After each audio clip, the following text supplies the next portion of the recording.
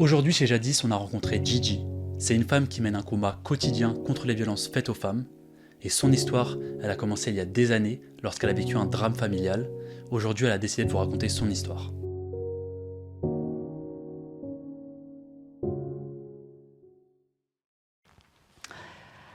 Jadis, ma sœur a été victime d'un féminicide. Aujourd'hui, ma vie est un combat. Je vous raconte mon histoire.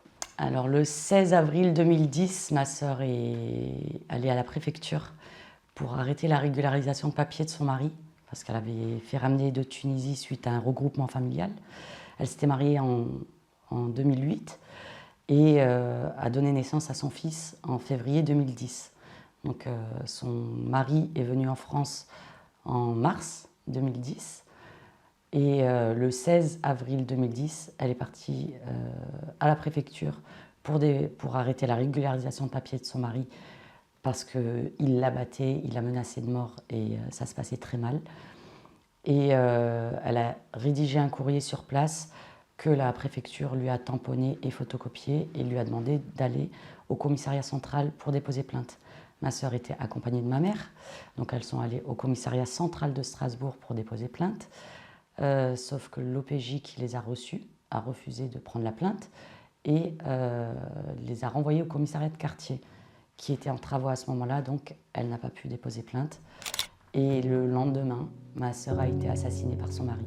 Ah, le lendemain? Le lendemain. Elle a été assassinée par son mari, qui a essayé aussi d'assassiner ma mère à coups de marteau et de couteau. Et quand ma mère a réussi à ouvrir la porte aux voisins qui essayaient de défoncer la porte, mais porte blindée avec 4 verrous fermés, c'est pas possible. Et ma mère a réussi à atteindre la porte et tout en se faisant planter, a ouvert les 4 verrous. Et la voisine du dessus, avec les voisins, était sur le palier. Donc la voisine du dessus est rentrée dans l'appartement. Et mon ex-beau-frère a sauté par la fenêtre. Il a atterri 6 étages plus bas et est décédé pratiquement sur le coup. Est-ce que tu étais au courant qu'il y avait ce genre de problème dans leur couple? Qu'elle était menacée de mort, qu'il la battait? Non, moi la veille, on avait l'habitude avec ma sœur, on est très fusionnels, on avait l'habitude de s'appeler tous les jours. Vers 19h, une fois que le petit est couché, son fils avait 2 mois, donc on s'appelait vers 19h. Et la veille, à 19h, j'étais au téléphone avec elle, je savais qu'ils s'étaient disputés, mais bon, les disputes de couple, ça existe dans tous les couples, sinon c'est pas normal. Mais bon, il y a dispute et pour moi, c'était une dispute normale. Mais même, je lui ai parlé à lui, parce que quand il y a dispute, moi, je ne veux pas je veux pas envenimer la chose. Je suis sa sœur à elle, je demande de ses nouvelles, à lui pour essayer d'apaiser les tensions, pour qu'il ne dise pas, elle lui monte la tête, ou voilà. Mais je lui avais même parlé à lui la veille. Et le mari de ta sœur, c'est quelqu'un que tu connaissais quand même un peu? Je l'ai vu 2 fois dans ma vie. J'ai pas assisté au mariage de ma sœur, malheureusement, parce qu'elle s'est mariée en Tunisie. Et moi, j'étais enceinte, j'ai accouché de mon fils 10 jours après. Donc je ne pouvais pas me déplacer en Tunisie. Ma sœur voulait déplacer son mariage, mais je lui ai dit non, non, marie-toi. Moi, je suis la plus jeune de la fratrie, mais je suis la première à m'être mariée. Donc, et j'ai accouché de mon fils 10 jours après le mariage de ma sœur. Je lui ai dit, marie-toi et tu viendras me voir à Nice quand tu seras mariée. Et ta mère était au courant de la situation? Bah oui, ma mère était au courant de tout, parce qu'elle a accompagné ma sœur à la préfecture la veille de son décès. Et ma mère était au courant de tout. Mais je l'ai appris, moi, quand j'ai accompagné ma mère, après le décès de ma sœur, quand j'ai accompagné ma mère en audition à la brigade criminelle. Heureusement que j'étais assise, parce que j'ai cru que j'allais faire un AVC. J'ai été auditionnée moi-même, mais je leur ai dit, je suis au courant de rien. Je répondais, je ne sais pas. Ma sœur est morte de 3 causes différentes. J'avais appris les 2 par la police et le 3e sur le journal. Donc la strangulation et l'hémorragie interne, je l'ai apprise par les policiers. Et la noyade, je l'ai apprise sur le journal. Et comment ta mère, elle s'est retrouvée chez ta sœur ce jour-là? Ma mère, n'arrivant pas à joindre ma sœur, elle est venue chez ma sœur, parce qu'elle savait qu'il y avait les tensions. Voilà, donc elle s'est déplacée chez ma sœur. Mon ex-beau-frère lui a ouvert, il avait déjà assassiné ma sœur. Il a refermé derrière les 4 verrous, Il lui a dit que ma sœur était dans la chambre. Donc, et du coup, elle s'est fait attaquer. Quand elle a accédé à la chambre, qu'elle a vu mon neveu de 2 mois en body sur le lit, avec toutes les affaires par terre, toute l'armoire vidée par terre, elle n'a pas compris. Elle s'est retournée pour lui dire « mais elle est où ma fille ?» Et premier coup de marteau sur la tête. Deuxième, troisième, il lui mettait des shoots dans la tête. Il est parti pour Ah oui, oui, en la frappant, il lui a dit « je vais tous vous tuer ». D'après la voisine, avant de se jeter, il voulait aller à la chambre. Je pense qu'il voulait se jeter par la fenêtre de la chambre avec le petit. Mais elle avait tellement avancé dans l'appartement qu'il s'est jeté par la première fenêtre de la cuisine. Ta mère, elle a quand même été hyper bénéfique pour le gamin, quoi. En fait, je pense qu'il se serait barré avec le petit. Ah oui. Parce que dans la lettre qu'a écrit ma sœur la veille de son décès, elle avait dit qu'il avait menacé de kidnapper le petit et de partir, de s'enfuir avec. Après le décès de ma sœur, j'ai appelé la propriétaire pour demander si je pouvais visiter l'appartement de ma sœur, chose qu'elle a acceptée bien sûr, et je la remercie. Et parce que je voulais savoir où avait vécu ma sœur et où elle était morte aussi. C'est un puzzle, hein. C'est un puzzle qu'il faut reconstituer parce que même si c'est douloureux, moi j'ai tenu absolument à aller voir ma sœur à la morgue après son autopsie. Même si c'est, je crois, l'image la plus terrible que j'ai vue dans ma vie, j'ai vraiment voulu lui dire un dernier au revoir. Parce que c'était pas possible autrement. On a enterré ma sœur en Tunisie et à mon retour en France, c'est là que je réalise tout et c'est là que je pars en dépression. Du coup, avec la police, ça s'est passé comment ? En fait, j'avais un numéro de plainte et toutes les semaines, j'appelais le bureau d'ordre pénal pour avoir des nouvelles de l'affaire parce que je voulais retrouver le policier qui avait renvoyé ma sœur dans les bras de son meurtrier. Et toutes les semaines, la dame du BOP me disait c'est une procédure très longue, il faut patienter. Au bout de 2 ans et demi quand même, je me réveille un matin, j'appelle mon avocate, je lui dis on se constitue partie civile devant le doyen des juges d'instruction, c'est bon, j'en peux plus. Je veux que ça aille plus vite. Sauf qu'on reçoit un refus du doyen des juges d'instruction qui est motivé par l'absence de plainte initiale. Je lui ai dit à quel moment vous allez arrêter de vous foutre de ma gueule. Parce que là, ça fait 2 ans et demi que je vous appelle. Elle me met en attente et elle me reprend pour me dire ah oui, effectivement, c'est une erreur de frappe. Je lui ai dit non, mais en plus, vous continuez. Je lui ai dit alors retenez bien mon nom, parce qu'un jour ou l'autre, vous allez entendre parler de moi. Et j'ai été reçue par le doyen des juges d'instruction du tribunal pénal de Strasbourg en 2014, qui me demande à moi mais qu'est-ce qu'il aurait fallu qu'on fasse. Je lui ai dit déjà mettre ma sœur en protection, quoi. Vous la protégez. Enfin, pas lui personnellement, la police. Soit ils le prennent lui en garde à vue et il l'éloigne et ma sœur reste au domicile avec son fils, soit il l'extrait elle et son fils et ils la mettent en sécurité. Donc faut pas attendre, moi ma sœur elle est morte 24 heures après, faut pas attendre d'être sûr, d'avoir les preuves que après malheureusement il y a des cas où c'est trop tard. Et c'est ça qui me révolte parce que je me dis, la police, la justice, la gendarmerie, ils ont fait quoi en attendant ? Les policiers et les gendarmes ne sont pas assez formés.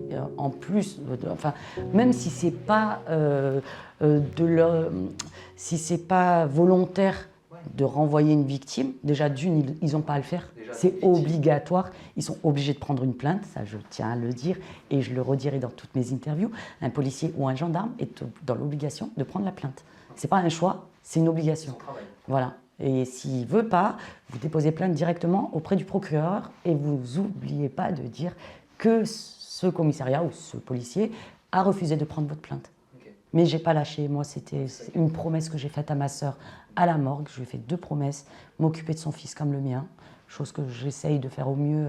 J'espère pouvoir l'être, une bonne maman pour lui, et de lui rendre justice. Et chose que j'ai réussi à faire, puisque l'État a été condamné le 17 mars 2021 pour faute lourde. Pour boucler la boucle, je suis retournée à ce fameux commissariat central de Strasbourg, pour leur annoncer que j'avais fait condamner l'État à cause d'un de leurs collègues. Et du coup, comment tu arrives à vouloir aider les autres après avoir vécu un drame pareil ? J'avais donné une première interview C'était pas prévu du tout. J'étais abonnée à Origine Média.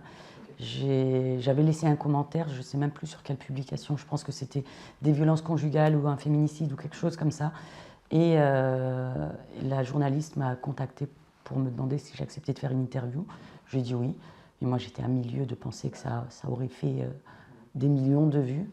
Et parmi tous les messages, les milliers de messages que j'ai reçus des messages de victimes qui se confiaient pour la plupart la première fois, qui n'osaient pas parler à leur famille, ni leurs amis.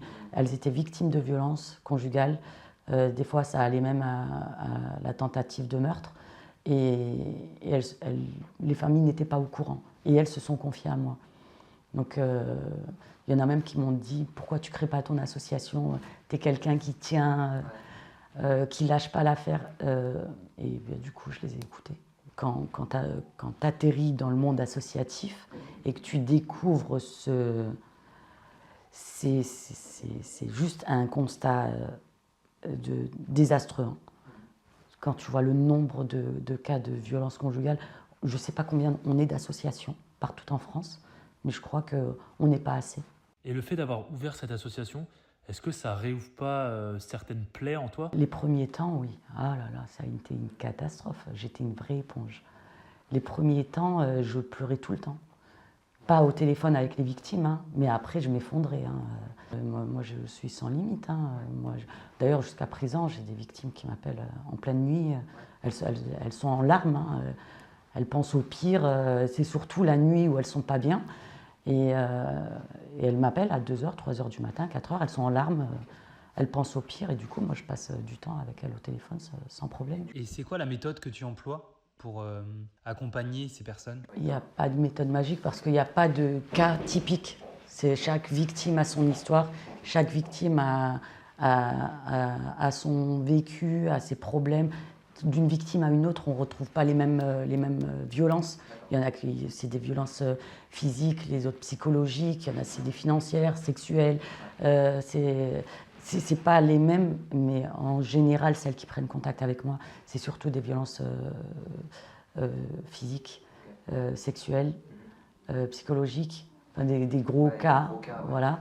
Et moi, j'y vais avec le cœur. Je gratte beaucoup, je parle énormément avec la personne avant, parce qu'il y a des fausses victimes aussi.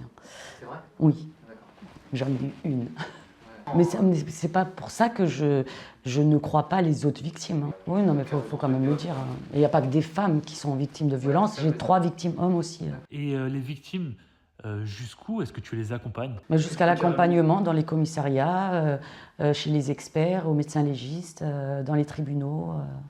Et le fait d'avoir vécu la même situation avec ta sœur, est-ce que tu penses que ça légitimise le fait que ces personnes veulent bien te parler?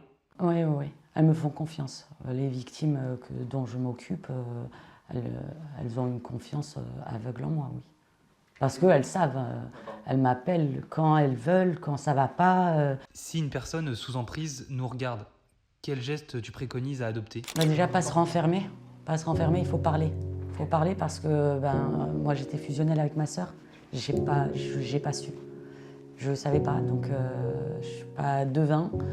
Et quand on ne dit pas les choses, même si la personne la plus proche de vous ne pourra pas deviner.